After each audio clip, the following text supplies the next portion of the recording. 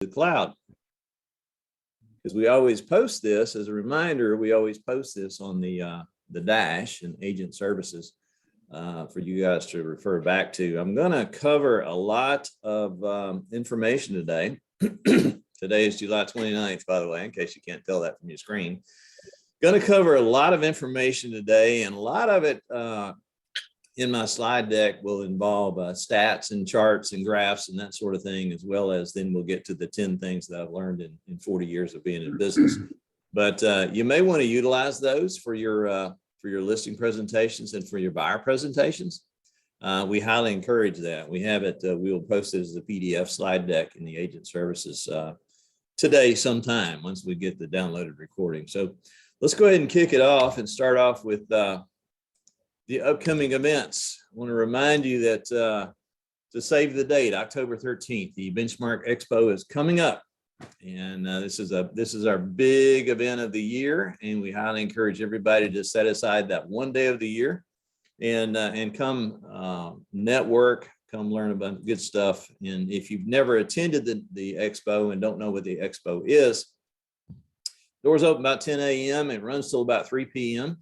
It is a expo of vendors, of suppliers, of industry experts that we'll have about 65 to 70 of those in one gymnasium at Brentwood Academy. And then the other gymnasium will have our luncheon. We have a full sit-down lunch meal. We have a speaker during lunch, and then the afternoon we have something special that I'll tell you about here in just a second. But year before, the last year before all the lockdowns, we had about probably 500 people there, and you can see it was a really big event. We didn't have it in 2020. In 2021, we had probably 200, 250, I think, that showed up. So it was a good event. We had some great speakers there as well. And then we had a great lunch. Linda Seaton is the one that handles the setup for all of the expo. And she pushed this post out on the closed group a few weeks ago, back in June 16th, looking for your input, looking for your what you liked about it, what you didn't like about it. Do you have any suggestions to make it better? And hopefully a lot of you reached out to her because she actually put her email in there on what we can do. Now, the main thing that we want to do is we have 65 to 75 vendors. And to be clear, they are not all home inspectors, okay? These are vendors across all types of classes of products and services that can help you in your business. Oh, and by the way, they all give away something for free, usually something of pretty good value. I'm talking about $50 to $100 value that they're giving away. And if you don't attend, you won't be able to win anything there. But more than anything, it's the knowledge and the information that we bring to the table. If you have a vendor that you think would be a good fit for our expo, you want to reach out to Linda. This message that you're seeing on the screen right now is actually pinned on the closed group in announcements. So you can go get that, pull that information down, but contact her before next month. Okay. I know we're getting close, that's going to go out. The invitations are going to go out to the vendors next month. And once the slot is full, the slot is full, and it doesn't matter who you like and who you love. So now's your opportunity to have input on. So we highly encourage that. We've got a special speaker coming in the afternoon that you do not want to miss. And if you guys don't know who Rob Hahn is, all I can say is he's my brother from another mother, obviously. Attorney, has a degree from Yale, law degree from NYU, industry analyst. He's an expert consultant, and he's also known, or AKA, as Notorious ROB. Rob is probably the only male friend that I have that I can actually have hour-long conversations with on the telephone. And, guys don't have a lot of words, but Rob and I get to talking about the industry and talking about the future and talking about what's happening. And we really dig down deep sometimes. We've actually started a couple of companies together. And first generation American, his parents came over literally on the boat. Raised him and sent him to Yale. So he's an outstanding character and fine Christian man. But here's kind of he was going to send me a 15-second video and he forgot. And I reached out to him. He actually lives in Vegas. So I called him this morning. It was 4 o'clock his time when I called him. And I said, dude, you forgot my video. So I'm going to go on YouTube and download what I want to, but here's what I downloaded. This is Notorious POD, the podcast for the best informed people in the real estate industry. Rob Hahn is your host, and Notorious is where the real estate industry comes for real talk with no bullshit. If you know Rob, you know that is classic Rob right there. So anyway, looking forward to that. So mark it on your calendar now. Take a red marker, put a red marker around that date. Do not let a closing get in the way. Do not let a home inspection get in the way. Be there on October the 13th, and it's at Brentwood Academy here in Brentwood, as it always is. We'll be in 2 gymnasiums. We'll have signage, free parking, free food, free giveaways, great speakers. I don't know what else you want out of life, but there it is right there. So put it on your calendar right now. All right, I want to remind everybody about discoverbenchmark.com and the fact that we are giving away cash, lots of cash, $300 for affiliates that come over that you recommend and have convinced to join us here at Benchmark. We'll pay you $300 for each one of those. And then we have a quarterly drawing of $500, which we now have had 2 of those this year. So we've already given away $1,000 just in the quarterly drawings. And then at the end of the year, we're going to have a grand prize drawing for $5,000. And if y'all don't get in on that, then it's your fault. It's $5,000 that just fell from the sky. Now, if you have somebody you think would be a good match for us, send them to this website, discoverbenchmark.com. And you can see if they want to play with I've circled the little commission calculator that we have on there so they can actually play with the numbers and see what kind of money that they would make. I talked to one 2 days ago, and the difference was $60,000 a year in which she was paying her current broker. And she said, "Why am I doing this?" And I said, "I have no clue. I have no answer for you except to get here as fast as you can." And I think most of everybody on this call already realizes the strengths of that. If for some reason they don't want to talk, they don't want to deal with a website and fill out a form and have somebody contact them, they can reach out to Bo Zback directly, and you see his email there at the bottom, and he'd be happy to talk to them. Want to issue another congratulations to Wes Willoughby in the Midtown office. He won our $500 drawing this month for the second quarterly drawing, which we did just earlier in July, and he's got another $500 in his account. So congratulations to Wes. Want to also remind you that our affiliates and the revenue from our 2 affiliate companies, Bond Mortgage and Momentum Title, they actually support the free tools and the free technology that you guys participate in and have to help run your business. And in case you didn't know what that is, here it is on the screen. We have the Dash, we have Home Spotter, we have Real Scout, we have Dotloop, we have Cloud CMA, broker branded Cloud CMA, Lion Desk, Showing Time, Benchmark University, and all the educational resources that we offer through Benchmark University are tremendous. And all of that is supported by our sister affiliated companies that you saw on the screen. Speaking of education, we have lots of it.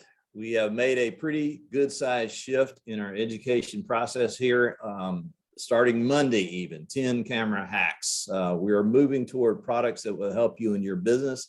And if it happens to be a tool that we provide, great. If it's not, we're still going to help you grow your business. And that's the whole point. On the 17th, we have List to Last. And as you can see, we're moving it around. We have social media. We have creating an engaging home search. We're talking about Dotloop templates, which are a necessity if you use Dotloop. On the 25th, presentations that win. This chart that you see on the board that you see on the screen right now is posted in every office, but you can also obtain that on the Dash 24 hours a day, 7 days a week, and you can register for those classes on the Dash 24 hours, 7 days a week. The Dash we redesigned, but if you want to find that the training and events calendar, you can simply click the button there that says Benchmark University. That's a tile that will take you not only to the calendar, but all the other good resources that we offer for the affiliates, such as these recorded programs, as well as other presentations that we've done. They're all recorded there, all archived. You can click on the link for the class, and you can sign up for the class and RSVP for it. And by the way, if you RSVP for a class and you can't come, please let us know ahead of time, because some of these classes involve food. So we order the food based on the registration. And if you don't show up, we've got a lot of extra food to give away, and that's wasteful. We don't want to do that. Also on the Dash, I want to remind you that if you have an issue or have a challenge with any of our tools, you can click the other tile just beside Benchmark University to schedule a time to sit down with Gus, and he will do hand-over-hand trading on any of our tools with you. 15 minutes, 30 minutes, 45 minutes, an hour, whatever it takes to help you get you up to speed. Another tile that I want to point out is the paperless pipeline. A lot of folks are not logging in and checking their files. Please log in, check your files. You don't even have to remember your password. All you have to do is go to the dash, click this tile. You're automatically logged into your account on the paperless pipeline. So please keep up with your files and what you've submitted and what you haven't submitted. A new tile that you'll see that has appeared recently on the dash is what we call benchmark exclusives. Now, you received an email on this, and that email was also posted on the closed group on Facebook. So if you didn't receive it, you want to go look, check your spam folder. If you're using Gmail, check your promotions folder, and you will probably find this email in there, but it talks about what we're doing with this experience. And basically, it's putting our exclusive listings on Real Scout. Now, if you have, everybody here has a Real Scout account. Now, whether or not you've activated it, I don't know. That's up to you. You can click the tile for Real Scout and activate your account. But essentially what this is doing is we're trying to move all of the, hey, I've got this listing coming soon. I've got this listing coming up. I'm going to go take this listing next week, but here's some information on it. You can go ahead and put that information in benchmark exclusives, which puts it on Real Scout. Essentially, exclusive listings, they're coming soon, and off-market properties that benchmark agents can manually upload to Real Scout to advertise to other agents within our brokerage and their clients only. This does not go out to the general public. If somebody set up an account on Real Scout, they'll be able to see this. Now, here's the deal. If you've got a client set up for a search of 3-bedroom, 2 baths in Hendersonville, for example, on Real Scout, which we highly encourage you to do, it will show them everything in MLS that matches their criteria. It will allow them to interact with the system. So when they interact with the system, you know it, and then the system will begin to modify the search to match what they're interacting with. And now with its exclusives, it's bringing the exclusives into and showing them in a separate column also. Hey, here's one we've got coming, and you're the first to know about it. That's a huge benefit to having a large brokerage like this and having a lot of agents out here gathering listings. And you need to make sure you've got all your paperwork in order, but you can submit this, and all you have to do is click the tile on the dash that says benchmark exclusives. There's a form you fill out, and there's a button there to drag your photos into. So we upload it into Real Scout. You don't do it. You fill out the form, drag your photos into the slot. Your photos will appear along with the detailed information within about 30 minutes, okay? So the tile is right there beside Real Scout, right below Real Tracks, right below showing time. It's right in line. So start utilizing that service, and that will help us get these exclusives or coming soons, or hey, I got a pocket listing or whatever, help get them off the closed group and onto this format here so you can actually sell it, hopefully before it hits the market, right? That's what your client wants, to sell it fast. Talking about the dash, want to point out a feature that's provided to us by United Real Estate. It's called your Bullseye system. Your Bullseye system has lots of things. That's where they provide you with a website. They actually provide you with a CRM, even though we also give you Lion Desk. But the main thing I want to point out is the productivity dashboard, that when you click that tile, you wind up in this productivity dashboard that you see here. Now, yours is going to look a little bit different from mine because I have administrative privileges. For example, you won't be able to add a new agent. Only an admin can add a new agent. But the main thing I'm pointing out here is the new marketing hub that was recently introduced. This is provided to you by United Real Estate, and it is 100% benchmark branded. Okay, if you need training on that, there's a channel right here that you can click and get all the training on how to utilize the marketing resource hub immediately. And then there's also a chat feature that you can see, that little button down there in the lower left-hand corner. Let me get my little laser pointer out here. You can see it right here. If you have a problem with any of the tools on Bullseye, you can click this and chat with a live person and get help right away. You got this video. This was posted on social media. I don't think we sent it out through email, but it was posted on social media. And some of you may not have locked into exactly what this is. So I want to show it to you again so you have a clue.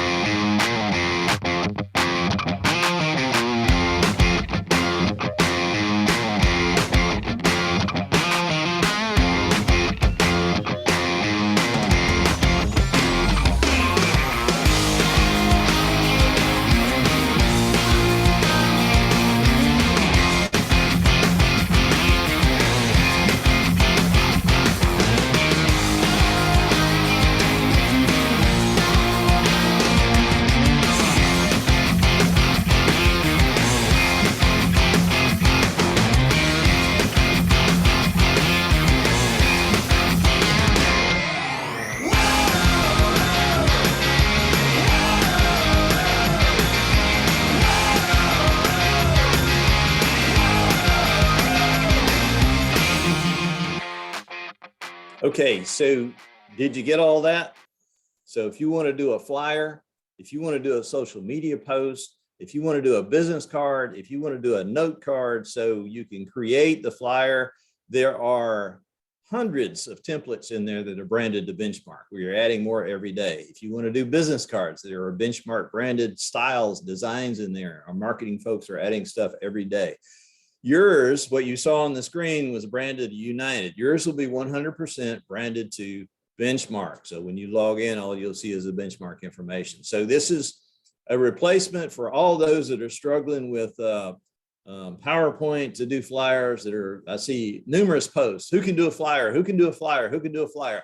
Log into the Marketing Hub, click a few buttons. It's connected to the MLS. It will bring all the information over. You can modify it. You can change it. You can download a PDF, or you can send it directly to a printer to have it printed. Doesn't get much easier than that. And that's a free benefit until you pay for the printing. The rest of it is free to you. So take advantage of that. And again, it is through the bullseye tab tile on the dash. Also, I want to remind that you're now receiving or should be receiving emails directly from United Real Estate. So be looking for these. They are pertinent. They are relative. They include information like what I just showed you. So you want to be sure and clue into that. And then final reminder here before we get into the hard core stuff of what we're going to talk about today is that our Clarksville office is now fully open, fully operational. Whitney Smith from West Nashville moved up there. Victoria Thompson took her place in West Nashville, and we're expecting both offices to just explode, even though Whitney's on vacation today, but that's okay. She might even be watching us. Stop by if you're in the area. 2421 right off exit 2421 Highway 41A bypass. It is right off exit 11. You just turn left and go about 2 miles. It's on your right. Can't miss it. Stop by and have a cup of coffee and say hello to Heather Coster, who's the admin person up there. She's every day, and she's there every day, and looking forward to meeting every one of you. All right, enough with the housekeeping. Now we get to the nitty gritty. First part we're going to talk about is how the company did in June. Okay, just some quick numbers here. And those of you who have tuned into this before and know how I present these numbers, but I have added a column over on the right-hand side that you see that compares it to the market. So in this case, we're going to compare transaction numbers to how we did in the market. So in June of 2021, you guys closed $469 million worth of real estate. And we paid you $11.8 million in commissions on 1,133 transactions, while at the same time, the market closed 4,649 transactions. Now, how does that compare to June of 2022? Boom. First time in the history of the company, you guys saw it close more than $500 million in a single month, $517 million. It's a lot of money. At the same time, we paid you $13.6 million in commissions. Now, the transaction count was down a little bit. 1,020, but at the same time, the market was down a little bit too, 42.57. So if you want to put percentages on those, here you are. Your gross sales were up 10%. Your gross commission was up 15.1%, which means you got a 15% raise last month, while the transaction count was down 11%. And the market as a whole, though, was down 8%. So we're just a little bit behind the market on those numbers. Inventory is up again this month, second month in a row that our inventory has increased double digits, which is pretty interesting. We'll talk more about that in just a second. And then the affiliate count still rising. We were up 5% at the end of June 2022, which we're always appreciative of and grateful for. Year to date, how does that look? Well, again, year to date at the end of June in 2021, you guys had closed $2 billion worth of real estate. That's billion with a B.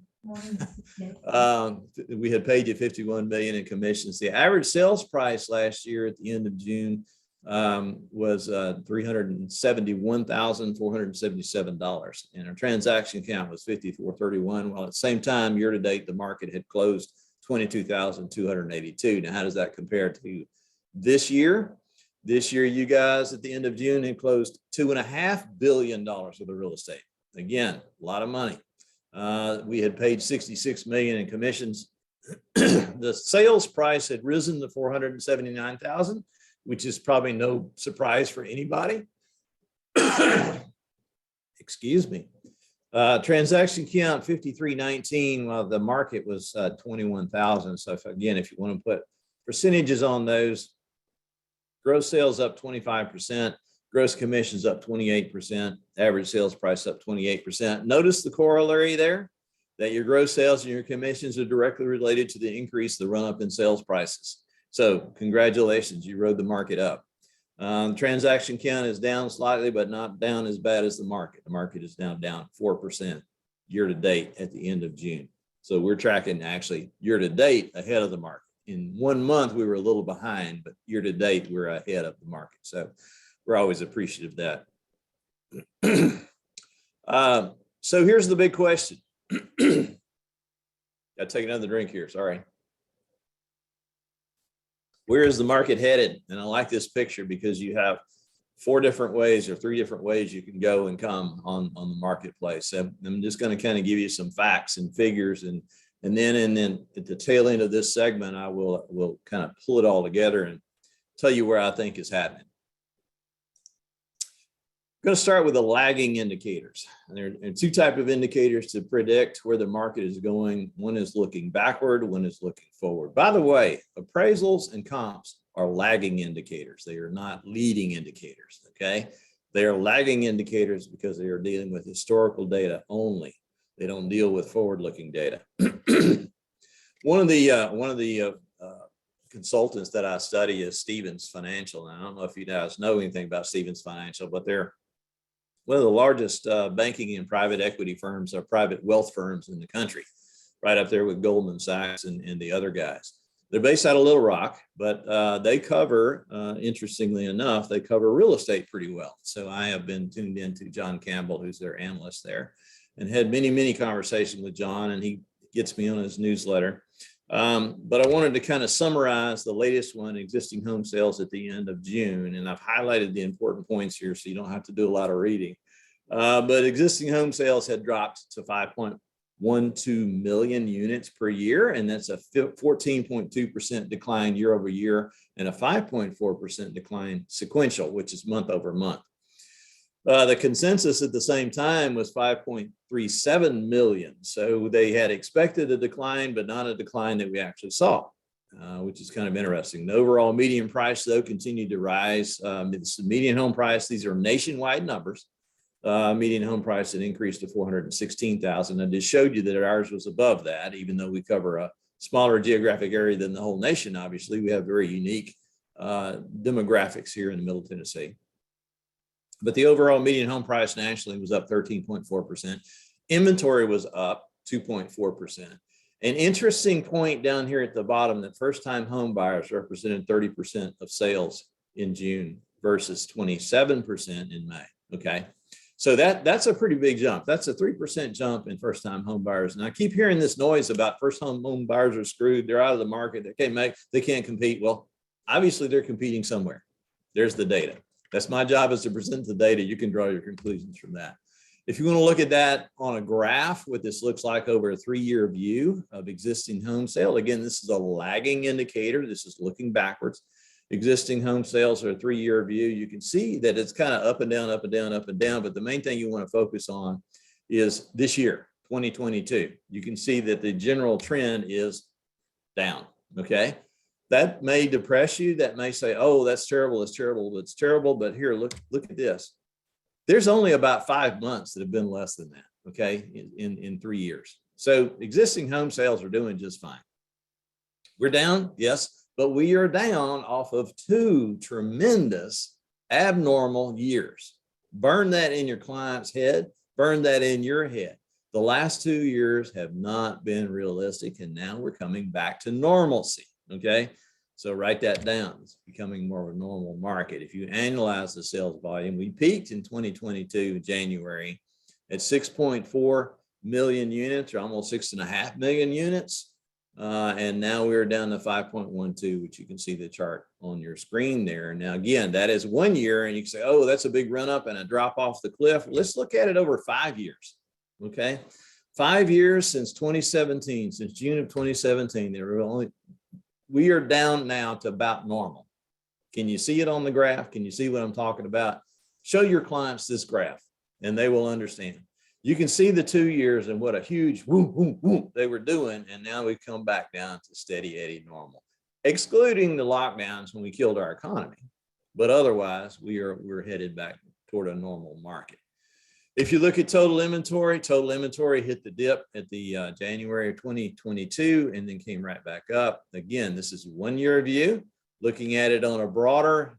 So here's the point. Any problem you look at, any crisis you look at, if you pull back from it, it suddenly looks a little bit different. And here's how it looks over a 3-year period. You can see that, yeah, we had a lot more inventory back in 2019, but still we're running back to about where we ought to be honest with you, on the inventory. Inventory is going to continue to be a problem. We'll talk about that here in just a second, as we have discussed in the past.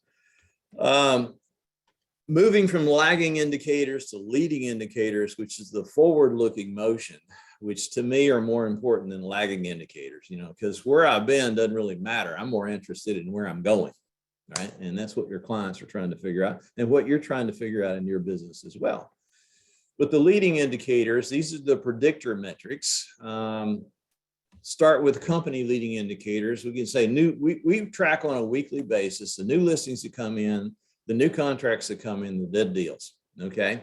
So the top graph you can see is June of 2022. The bottom one you can see is June of 2021. So as a comparison there, you can look at the totals, the bold-faced totals, and see that there is a difference. There's a positive difference in new listings. They're up 6.1%. There's a negative difference in new contracts. So why is this important? Because that's June, that was back then. Well, you have to have a contract to have a closing, right? So this is a predictor. It's a leading indicator of the predictors that are going to be coming up in July.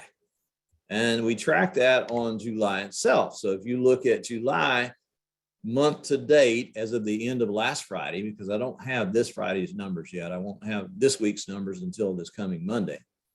But if you look at that, you can see over on the right-hand side, the lower right-hand side, month to date, July 2021, we were at 400 versus 448. We're at 884 contracts versus 705. We had 126 dead deals versus 104. Well, if you take into consideration the difference in the dead deals, then essentially your new contracts are down 21.6%, but your new listings are up 12%. Tremendous swing there, right? These are really big numbers. We kind of haven't seen this sort of swing in a while. So I'm really interested to see how July turns out. Tune in next time. We'll let you know how July turned out. But I'm cautiously optimistic. My prediction right now is that we're probably going to be down about 15%, but I think the market's going to be down about 20%. That's what it smells like and feels like to me in the local market. June pending sales again, that's the new contracts for the nation. So on a national basis, the pending sales, a 3-year view, you can see there is down now 20% year over year and 8.6% sequential, which is month over month. And that will bode for July on a national basis. And that's where I get that. I think the whole market's going to be down about 20% in July. It feels that way anyhow. The blessing is that we are in the South, okay? The South has done much better than the others. Midwest is a lot broader area, so it was down less, but the South on a national basis was down 19.2% and 8.9% sequential. And thank your lucky stars, you don't live in the West. They were down 30.9%, almost 31% negative growth, and then even 16% month to month. So thank goodness we don't live out there, okay? Some other graphs and charts I'll show you. This is kind of bringing in what I just showed you was an annual basis or an annualized basis. Now we're bringing up to a 4-week rolling average. The pending home sales are down 15.2% on a 4-week rolling average. And by the way, these charts and graphs that I use, these are available to anybody. They're not proprietary information. You can get this information on Redfin. You can get it on Zillow. You can get it on Freddie Mac, Fannie Mae websites. You can get it on Federal Reserve websites. They have tons of free information out there. I've just brought it all together into one spot for you to make it easy and try to give you sound bites that will help you with your clients. But on a 4-week rolling average, pending home sales are down 15.2% year over year. Again, this is national, not local. Then the question came up about, well, what about housing downturn risk? And Redfin actually created this neat little graph. They analyzed. You can go read the data on it. I'm not gonna tell you where they derive all the data from, but they're basically looking at multiple factors and judging risk of downturn in certain geographic areas in the country. And you can see Tennessee right here in the middle, and we're gray. Now, the downturn risk is dark blue is zero risk. Bright red or dark red is 100% going to happen, downturn. And you can see that Middle Tennessee right here in the middle, or that Tennessee is gray, which means we have a 49 to 50% risk of a downturn as opposed to a much higher number. And then you can break it out on, there's a table right below that chart on Redfin that you can go to, and you can look up different geographic areas. You can, overall score for Nashville was 49.3% risk of a downturn. But we have a good average, and they had other information in there I thought was pretty good. So you could share this with your clients. Average home loan to value ratio in 2021 was 84%. So that means people have a 16% equity on average in their homes. Percentage of homes flipped. So it was only 8.3%. So we don't have a huge flip investor market here in Tennessee or in Nashville, greater Nashville area. And by the way, this is the greater Nashville area. It's not just Davidson County. Okay. This is the 9 counties that form the greater Nashville MSA.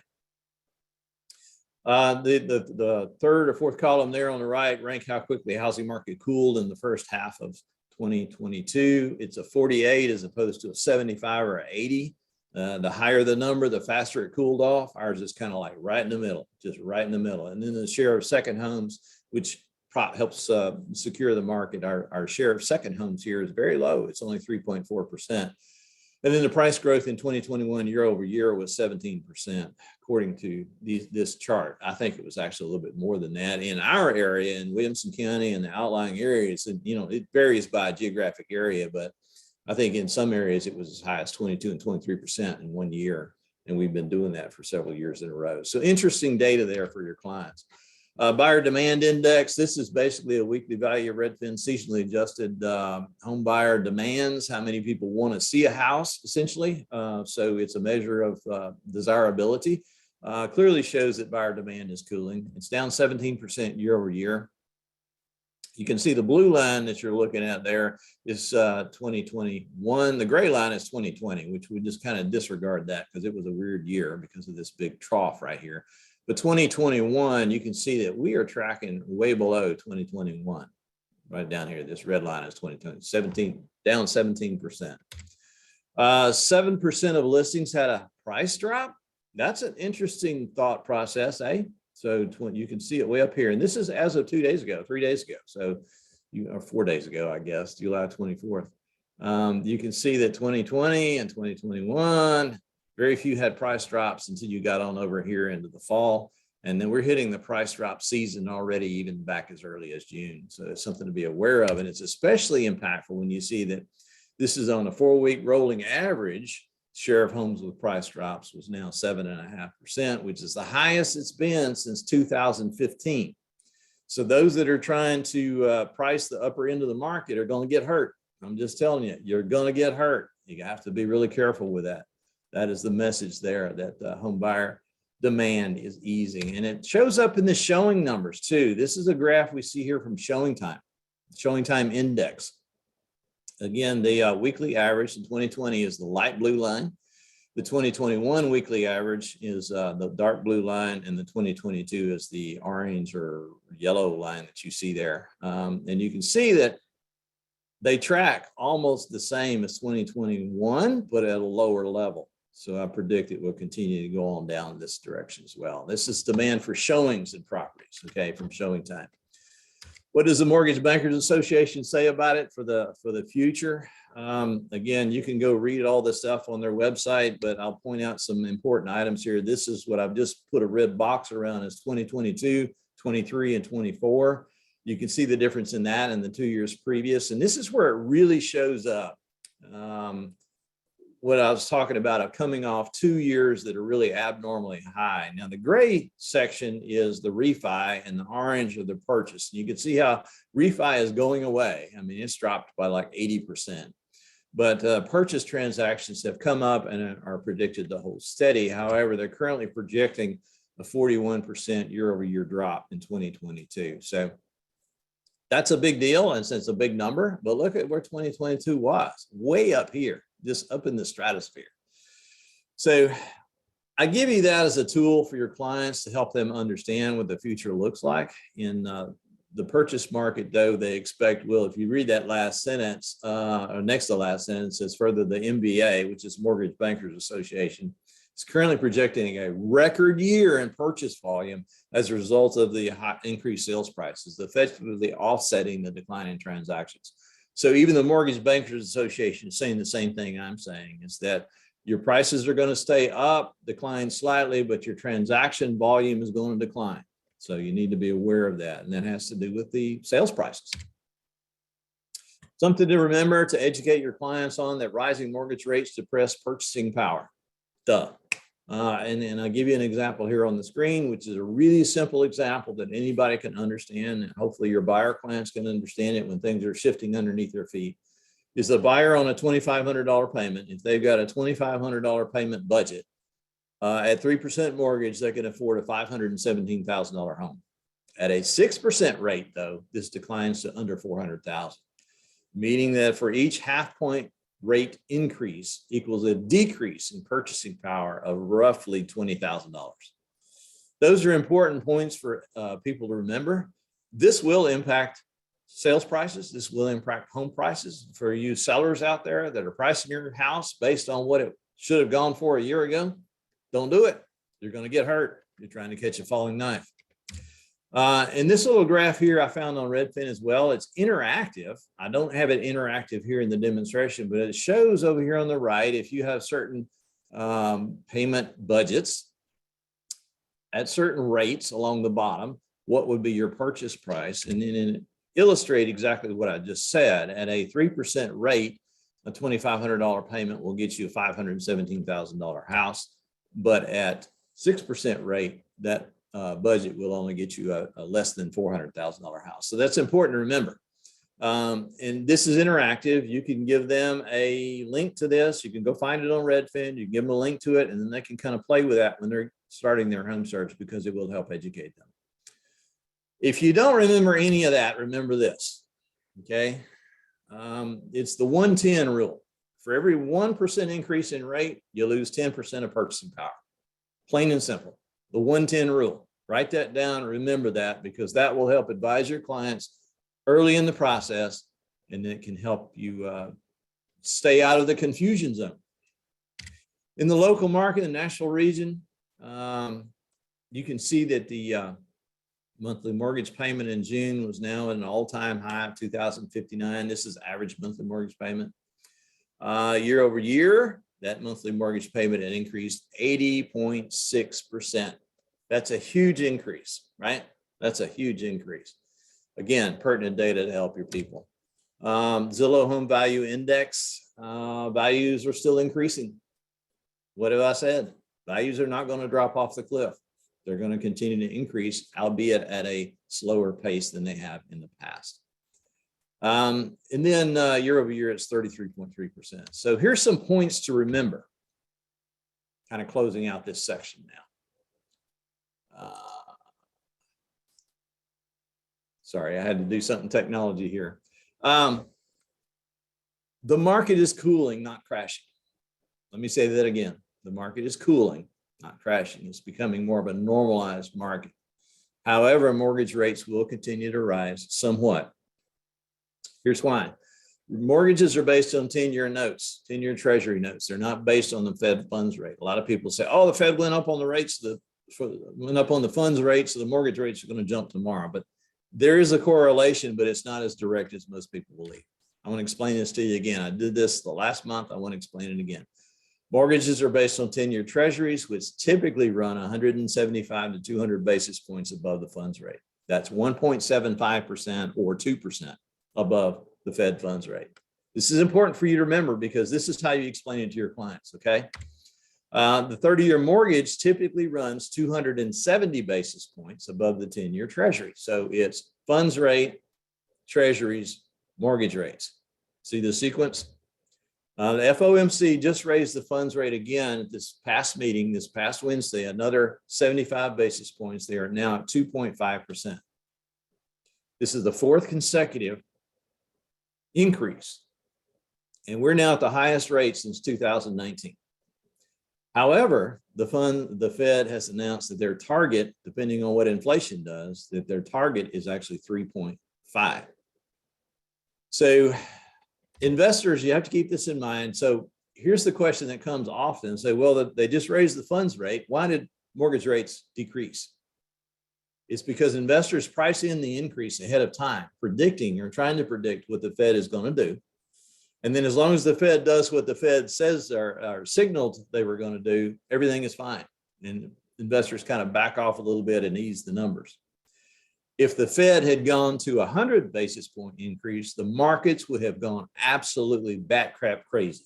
They would have gone berserk. You would have seen 6.5 just like that, because all the investors would have reacted in a panic. Now, if you look at what the Fed has already said their target rate is, 3.5 on the funds rate, that will denote a 30-year mortgage rate of 8 to 8.5%.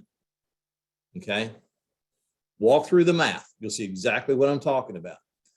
Now, whether or not they actually get to 3.5, that will depend on inflation. That will depend on political pressures. It will depend on a lot of things. But at a 3.5, a 350 basis point Fed funds rate, your mortgage rates are going to be 8 to 8.5%.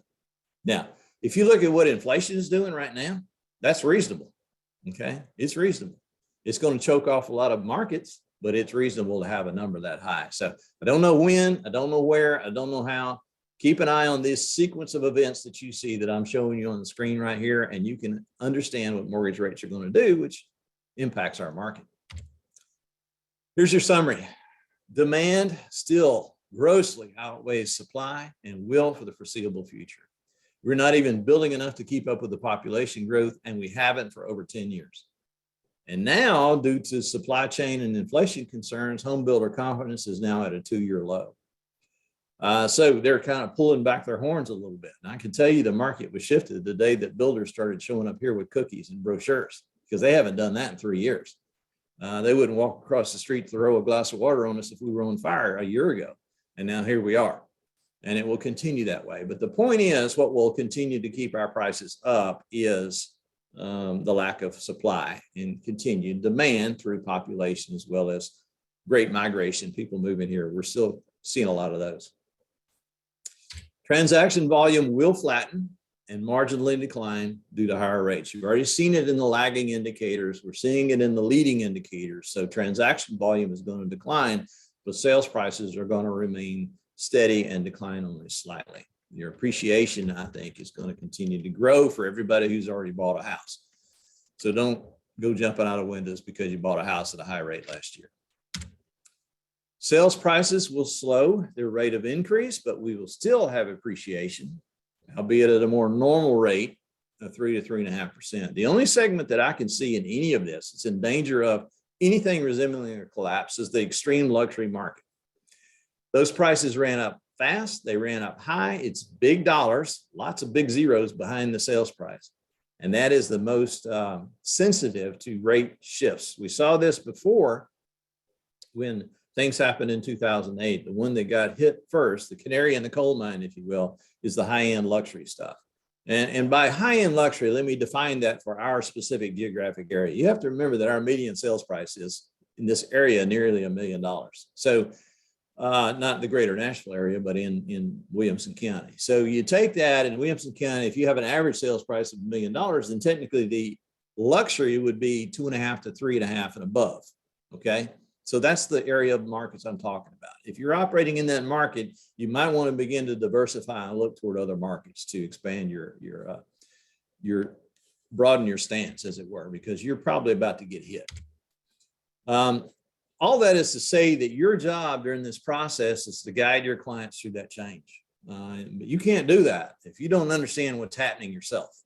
So that's why I commend you for being here today. It's also why it's important for you to do your own research. It's critical for you to do your own research and what this means and what all of these changes mean, because people have an issue recognizing exponential change. And that's what we're about to go through. We had 1 year of crap in 2020. And then we have 2 years of exorbitant increases that are just bizarre, never seen in the history of the United States. But we're about to have exponential change from that. And I want to pause just a second and kind of walk you through how to manage that and what that means and how to recognize that to help you advise your clients. So this is a lily pond in Colorado. And if you follow my social media, you'll see that every once in a while I take an artistic picture, so an artistic picture there. It was a pretty pond, very pastoral setting and really nice. The lily pads kind of struck me and it got me thinking and got me researching. So I looked it up, and there's actually a theory about lily pads in a pond and when people recognize the change in that. And this is something that has been studied often. This is if the lily pads double in quantity every day, after 30 days, they will completely cover the pond. The question is, on what day do the lily pads cover 50% of the pond? Cover half the pond. And most people would, when they answer that question, they will say, oh, well, it's on day 15 because that's half, right? It's on day 15 or it's on day 20 or whatever. The actual day is day 29. Then they double one last time and cover the entire lily pad, cover the entire pond. The lily pads cover it. You can see the graph on the right. You can see how exponential change happens, and it happens fast. It's very small in the beginning. It's minute, it's unrecognizable for a long period of time, and all of a sudden, wham, you get hit with it. And here's some points to emphasize that. Okay, on day 15, they only cover 0.003% of the pond. That's a very minuscule amount. That's halfway through the month, halfway through the 30-day period, they're only covering a minuscule part of the pond. On day 24, they only cover 1%. Day 24, and you can see the red arrow there where day 24 is in the sequence of a 30-day month. But here's the point. Most people didn't even recognize the lily pads at all until day 27.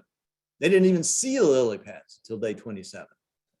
The point, exponential change is almost imperceptible until it's overwhelming. And most will deny the change until it does overwhelm. Your job is to help them recognize the change early so they can prepare for it. So hopefully that explanation will help you and give you some guidance on how to get ready for this. But here's some more guidance as well.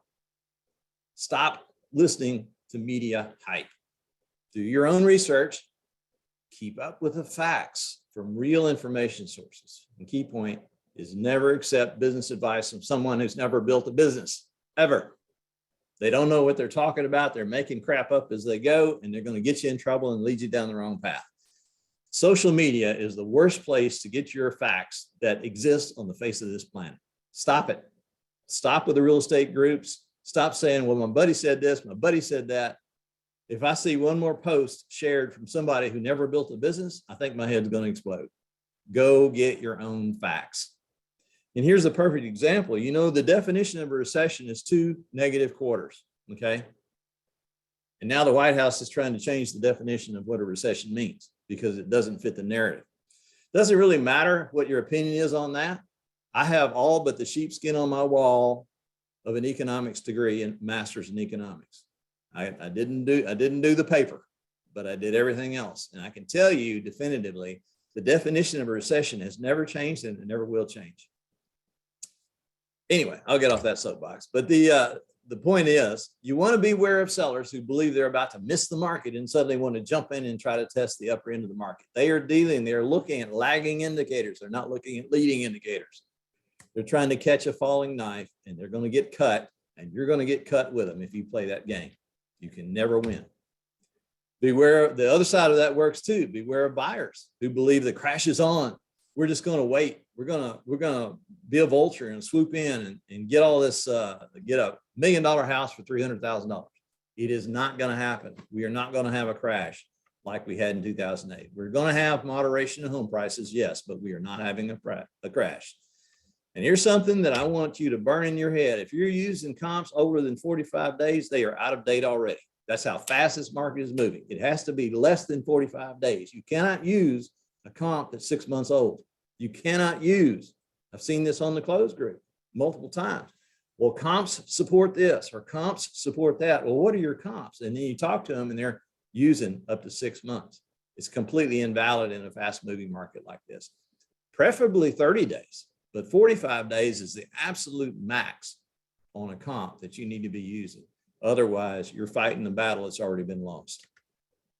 That's your guidance. Here's some more. And here's an example of what I'm talking about, of finding your own information out here, your own research. Fannie Mae Economic Report of July 2022. You can skip down to the last quote. Consumer pessimism about future business conditions, moderating labor market conditions, falling stock prices, and weaker manufacturing new orders drove the LEI's decline in June. The decline was down. Over the next 3 to 6 months, the outlook is down to zero. I fell 0.8% in June to 117.1. We're in a falling economy. It's a fact. I don't care what the news media says. Go to the real sources. This is on Fannie Mae's website. Go to the real news sources, get your real information, present that to your clients so they're not biased by the media that they're listening to. But we've been preaching this to you since early of 2021. You've got to dig into your clients right now with your iron talons, and you don't let go of them until they buy or die. You have to engage with them regularly. You have to use the tools. Whether you use the tools we give you or whether you use another tool, you must engage with your clients on a regular basis. You don't suddenly pop up 5 years after the sale and say, hey, remember me, I'm a real estate guy. That does not work. You have to stay with them regularly throughout the long haul, consistently, to be top of mind in their head. And time is running out on that. If you're not on that right now, on a program, on a regimen of reaching out to your clients on a daily basis, on a weekly basis, on a monthly basis, you're already behind the curve, because now is the time to reassess and organize your business. You need to decide whether you're going to be a victim or a victor in this market, because the marketplace is about to separate the professionals from the amateurs. It's about to get real, y'all. That's not meant to be negative. That's meant to be encouraging, because I have never seen a more magnificent opportunity in my history in the real estate market than the one we're facing today. We have way too many people in this business that shouldn't be in this business. Let's be honest. We have way too many people in this business that don't know what they're doing. Everybody on this call has the ability, and everybody watching the video has the ability to educate themselves and become an expert. So that's my encouragement. You aren't that busy. Go educate yourself. Become a student of this industry. Become a student of your craft. That's how you will excel, and that's how you win in the coming market. And I figured this out over almost 40 years in business. And I want to share some stuff with you now. I articulated this a couple of years ago into what are the top 10 things that I've learned as a businessman. You have to understand that Benchmark Realty is the 7th business that I've started. Okay. It's the biggest one I've ever started, but it's the 7th business that I've started. So you can call that a birth defect or being a serial entrepreneur or whatever you want to call it. I like starting businesses and I like seeing them grow because I like helping people. But 10 things that I've learned, and I tried to articulate this, so I'm going to bring this to you today. And again, this will be posted on the agent services side of the dash. So you can go, you don't have to write all these down as I'm going through them, but it is good to have some good information, I think, to guide you on a daily basis. So let's get started. Number 1, successful people consistently invest in themselves. You need to be doing everyday investment in yourselves. And what do I mean by that? There's 3 columns that hold up the castle. You are the castle. There's 3 columns that hold up that castle that support it. It's the physical side. You need to engage in regular exercise and eat real food, not this crap you buy at Kroger. Eat real food. Spiritual side, focus on your spiritual center and nurture that on a daily basis. That is critical to getting your mindset straight every morning. You must do that. And then there is the financial side, which is exerting iron-fisted control over your money. Anybody that works for me can tell you, I exert iron-fisted control over our money here, and I do it on a personal basis as well. The greatest asset you possess is energy. You can only resupply energy by exercising, focusing on your spiritual center, and experiencing peace of mind that's found in financial stability. You know how you become financially stable? You make a decision to become financially stable, and you will become financially stable. That's how it works. We teach a little business planning class here that is, I think, helpful. We have 75 people that show up for it every time I teach it. And one of the elements that I bring to that class is what I call the money bucket system. And for those of us that are on a commission process, it's kind of difficult to control our money because the income is irregular, right? So I established a bucket system in my world years ago, and it's 3 buckets. You have a tax account, you have a real estate operating account, you have a household account, which is where your savings and tithe come in, okay? So you get a commission check, the first thing you do is put 30% of it in your tax account, right off the top. Once a quarter, then you're paying the quarterly tax returns, right? Once estimated tax returns, once a quarter, you wipe out that account, send it to the IRS, and you don't have this huge problem, panic situation on April 15th, or stringing it out to October of the following year, hoping and praying to God you can find the money to pay the taxes. You've paid the taxes as soon as they're due. You don't have any penalties, you don't have any interest, boom, it's done. You take 70% of it, put it in your real estate operating account. Notice what I didn't do. I didn't put any of it in my personal account, okay? It went into the real estate operating account, and then from the real estate operating account, I pay myself a weekly salary, and the weekly salary I designate portion to tithing, portion to savings, portion to spending, and I spend, call me Dave Ramsey if you want to, but I spend every dollar on paper before the month begins. Drives my wife nuts. But anyway, that's your money bucket system, and to achieve financial stability and security and be able to look at and say, this is what I'm going to see, this is what I'm going to do, this is what my income is going to be, that brings a tremendous amount of peaceful thought process to your life. Number 2, successful people are relentless in their quest to hone their knowledge and skill set. Constant education, constant networking, constant self-study, constantly sharpening the saw. There is a difference in education and knowledge, right? And application. I mean, you can have knowledge, but the strength, the power is in the application of the knowledge, not in just the owning of the knowledge. So all this study that we were talking about, and I was encouraging you to go find and look up, it's not just about getting the knowledge, it's about applying the knowledge. I've got it, now what do I do with it? I've got it, now what does it mean? And that's what I mean by sharpening the saw. Peyton Manning was famous for this. He would study, his game film study was legendary. Now, he's retired now, obviously, but he was one of the winningest quarterbacks in the history of football. He would spend hundreds of hours with studying every opponent, getting ready for every opponent. He'd go back and watch every play of every game that team had played the previous season, as well as every game they had played the current season. And he did that for every opponent. So it's the study, it's the analysis, it's the knowledge, and then it's the application of the knowledge. And that's how he became the winningest in the world. Isaac Asimov, one of the world's leading scientists, right? He said, education isn't something you can finish. You can never finish education. If you think you finished your education, you might as well go ahead and roll over and climb in your grave now, because you're done. You never finish. It never stops. You got to keep pushing. Number 3, successful people set written goals and engage in daily planning. This is usually the point in the live audience where I ask everybody who has a written goals to raise their hand. And usually about 30% of the audience does. You have to write it down and you have to engage it daily. It's absolutely critical. Zig Ziglar said it best, and I know you young folks don't know who Zig Ziglar is. You can go look that up on your own time. You can always hit a goal you don't have, right? It's a wandering nothing if you don't have a goal. You're just bouncing from wall to wall to wall to wall. It's like somebody going down the hallway, hitting the walls. They couldn't make it down the hallway without hitting the wall because they don't have a goal. They're not driving toward that point. You have to do that. The best way to do that is to always begin with the end in mind. Start where you want to be and work your sequential steps backward to where you are today. And then you know exactly what the next steps are going forward. You want to involve your BHAGs. And what's a BHAG, right? It's a big, hairy, audacious goal. Jim Collins, Good to Great. You can go read that book as well. We have them. You should have them. They should scare the crap out of you. Here's an example. We want to be the market leader by 40%. That's a big, hairy, audacious goal because this is a huge market. We want to be a market leader by 40%. So if we don't hit it, so if we miss it by 10%, we're still up 30%, right? That's a big goal, and it should scare you. If it doesn't scare you, your BHAG is too small.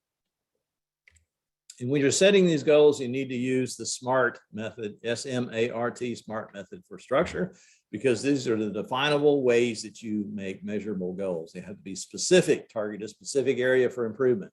They have to be measurable. What is the quantify, the indicator of progress? How do you know if you're making progress if you don't put a number on it?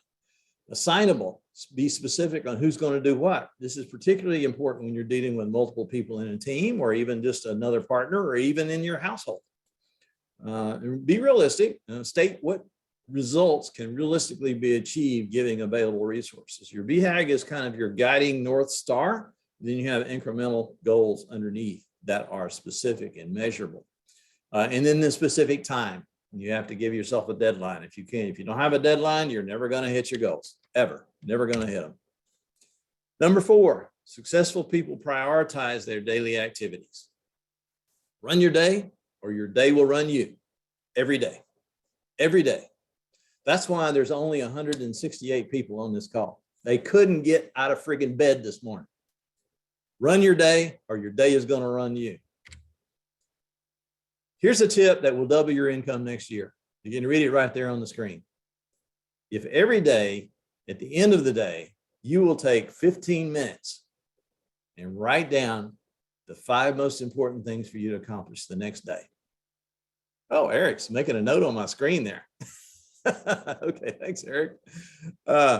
Take 15 minutes at the end of each day and write down the 5 most important tasks to accomplish tomorrow. If you do that every day, the next morning you hit the ground running. You don't wander around the kitchen for 2 hours drinking coffee, catching up on Oprah, whatever. You're hitting the ground running. You're moving forward. That will double your income next year, I promise you. You also need to never confuse the urgent and important with the urgent and the unimportant. Got a double and in there, but sorry about that. The ringing phone is the urgent, but probably the unimportant. Here's a graph that Stephen Covey created, and it kind of indicates the quadrants of the activities in your world. 4 quadrants. Along the top, you have the urgent, the not urgent, the important, and on the left, you have the important and the not important. And you can see that crises, deadline-driven activities, medical emergencies, they are all the urgent things that happen. They are urgent and important. Then there are the important and the non-urgent, such as preparation and planning, values clarification, relationship building, and network. They are important, they're jugular, but they're not urgent. Over here in the lower right-hand corner, the quadrant you want to avoid, what's the last bullet point? Most social media. Biggest time waster ever invented on the planet. Mindless TV watching, busy work, escapist activities. The non-important but urgent is most emails, some phone calls, so on and so forth. This is all in Stephen Covey's book. You can go read that as well. But it's important to have that information in front of you to understand, to be able to differentiate what is important and what is urgent. Number 5, successful people never make excuses, nor do they accept excuses from others. And everybody that works for me will probably say, yep, that's the way he is. He doesn't like excuses. Take personal responsibility in your life. You must do that. It is absolutely essential to not only have yourself at a high standard, but hold those around you at a high standard. You can't engage in self-sabotage. I see this a lot, particularly with younger folks. They say, well, I don't want to, and that kind of grows into or turns into, I can't. It's the words matter, okay? Successful people own outcomes by holding themselves accountable, accepting consequences of their mistakes or sloppy work. They don't try to make it somebody else's fault. Don't you love the person that can't, every issue they run up against that they don't succeed in, it's always somebody else's fault. Always. There is nobody driving this bus but you. You are the only one that's driving the bus of your life, unless you've given complete control of it to somebody else. But again, words matter. What you tell yourself, what you think out loud, what you say out loud. You may just be, my wife tells me this all the time. She said, honey, watch the words, because I will be expressing exasperation about a particular situation. But what that does, when I verbalize it, it internalizes it in my subconscious. And my subconscious hears that, And then my subconscious begins to construct an excuse around that for not succeeding. So listen to those excuses that you're making up, deconstruct every one of them, and understand why you have them, then figure out how to turn them into motivation and use them for positive, for good. Number 6, successful people never take all the credit themselves. They just don't. Humility is to be admired. Hubris is to be avoided. Focus on the win for everybody, not thumping your chest. It just drives me crazy when I see all these ads about, look how great I am. Look what I did about this. Look what I did about that. Look what I did about this. Where's the value in that for the person who's reading the ad? It does nothing for them. And here's the deal. Everybody's got a radio station playing in their head. WIFM. What's in it for me? So every message you send out to external means, the recipient of that message is looking for WIFM. What's in it for me? And if you're just bragging about how great you are, yeah, not so much, because that doesn't help them. But as you're going through this, and as you are becoming more and more successful, and I know you will be, and I know you already are, beware of this cancerous danger inside your head of feeling resentful for your accomplishments not being recognized properly. That's a cancer that will eat you up and destroy your positive motivation going forward. Maintain an attitude of gratitude.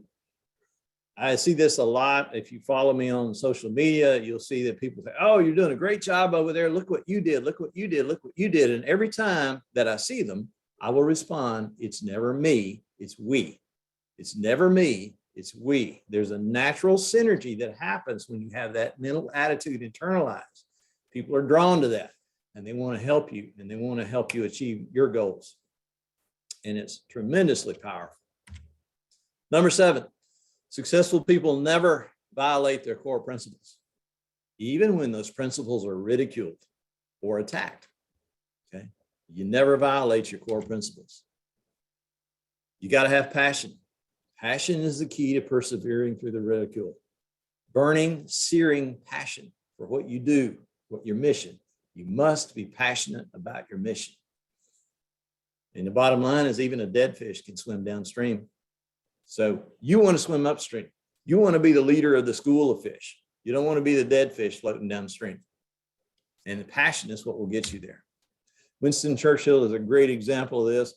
He had sterling principles in passion. And hopefully you know who Winston Churchill is. If it were not for Winston Churchill and his passion, we probably would all be speaking German right now.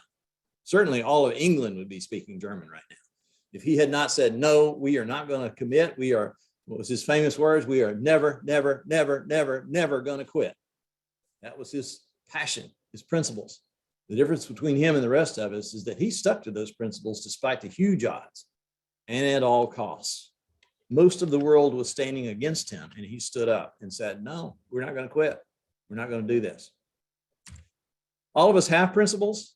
You need to take some quiet time, define what yours are, know them, and then commit to live by them. It's jugular for your success. Number 8, successful people know their mission and never lose faith in that mission. Okay?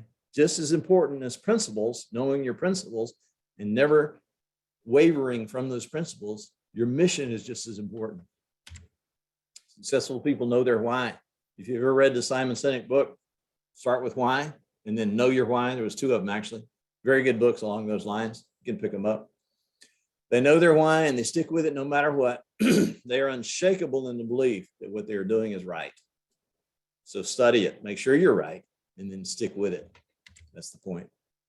And a line from a German play kind of summed this up pretty well. It said, those who danced were thought to be quite insane by those who could not hear the music. So if people don't understand your mission, if they don't hear your mission, if they don't see where you're going, they're going to think you're crazy. And they're probably going to attack you and ridicule you. So what? Do it anyway. Don't worry about the naysayers. Number 9, successful people do their research to solve problems. What did we just talk about at the beginning of the session? Do your research to solve problems and don't overcomplicate the solution. Give them sound bites, give them measurable active items, but don't overcomplicate the solution. Simple solutions are always the best solutions because they lead to repeatable outcomes. And what good is a solution if the outcome is not repeatable? However, this is the tricky part. Once you've found a solution, document that solution and turn it into a process. Everybody here, what you can see on the shelf behind me, all the documentation and processes that we have here at Benchmark. That's how you have to run your business. It's how you have to run your life. What is my process for this? What is my process for that? And you have to document all of that and keep it handy so you can refer back to it. And you're constantly refining those as well. And number 10 is my favorite. Successful people never quit. Football analogy, and I'll close that part with a football analogy, but I'll also start it with a football analogy. I'm not a big guy. I weigh 183 pounds. I have a 36-inch waist, and I'm 5'10.5". Not bad for an old fart, right? Point is, when I graduated from high school, I had a 30-inch waist and I weighed 198 pounds. I was a starting defensive end on a football team at 5'10.5". Now, world can a 5'10.5" football player be a starting defensive end? It's because when I came around that end of that line, I never quit. They could not stop me. I had blood in my eye and I was not going to back up. And that's how I became that way. So that is my number one overriding success point. If you don't remember anything else I've said today, remember this: never quit. The person who wins is always the person who got back up one more time than he got knocked down, no matter how long it takes. Never lay down. You lay down, you're done. Thomas Edison is a perfect example. He failed 1,000 times in making a light bulb, but his mental attitude was, hey, I just learned 1,000 ways to not do it. It's a learning experience. Get back up, pull your big boy pants on and go do it again. And don't stop. Don't quit. That's how it works. My football analogy to end this one with is life is like playing football on a fogged in football field with no yard numbers. You're playing, you're working hard, you're working hard, you're working hard. You cannot see the goal line. You keep pressing forward with every play because you know it's down there somewhere. So how horrible would it be if you gave up and walked off the field only to learn you were 6 inches from the goal line? That's why you never quit. Ever, ever, ever, ever quit. So that's my football analogy for today. 2 takeaways. Number 1, it's not about being the best every time. It's about being better than you were yesterday, all the time. Think about that for a second. Compete with the person in the mirror. Don't compete with Johnny Joe or Billy Bob or anybody else. Compete with the person in the mirror. Be better than you were yesterday. And over a period of time, you will see excellence in your life and magnificent things will unfold in front of you. I guarantee it. It's a supernatural event that occurs. And always, always, always do the next right thing. Always. So I'm going to finish up now with this quote from Winston Churchill. He's one of my faves, in case you can't tell. And it sums up how I see the market as it's coming today and how the world is unfolding and all the things that are happening. A pessimist sees the difficulty in every opportunity. An optimist sees the opportunity in every difficulty. I choose to be an optimist.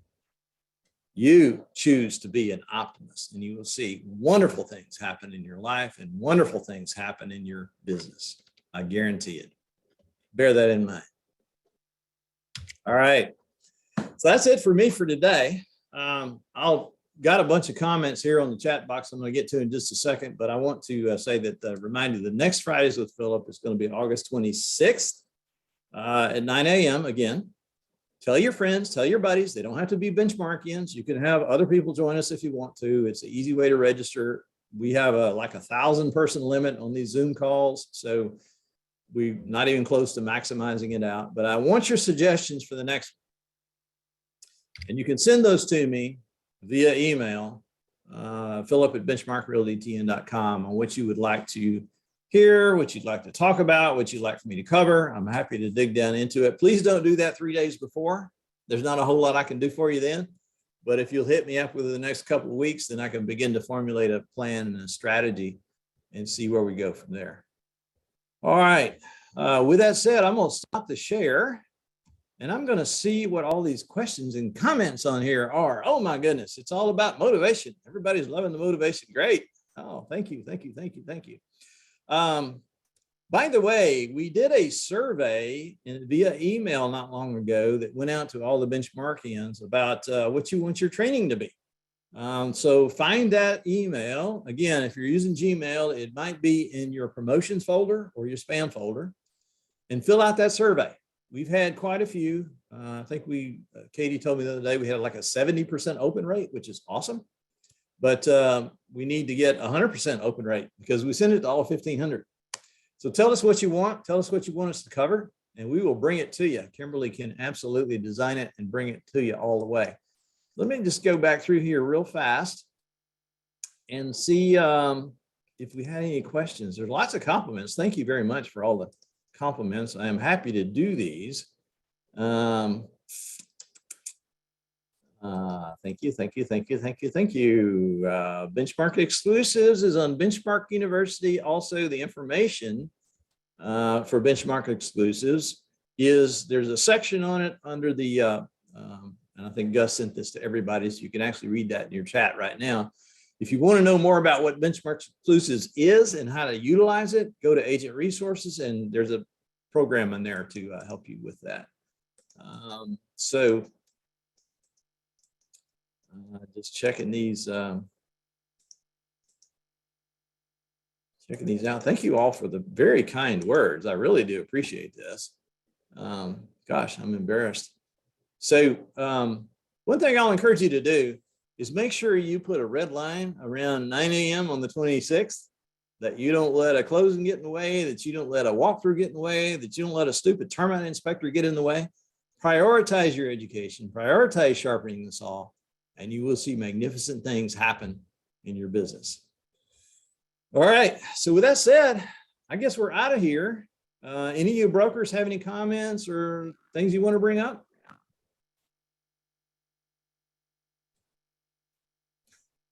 I guess not. Well, real quick, I just wanted to thank everybody that's been coming to the trainings lately. We have changed it around a little bit, so please be looking at that calendar. Again, we're going to be at several different locations now. Kind of feel like that game we used to play when we were little called Where's Waldo? It's kind of like Where's Kimberly this week, because I'm at different locations every week. So you won't have the excuse, hey, she doesn't come out our way. I do come out your way. But new orientation will always be in Cool Springs.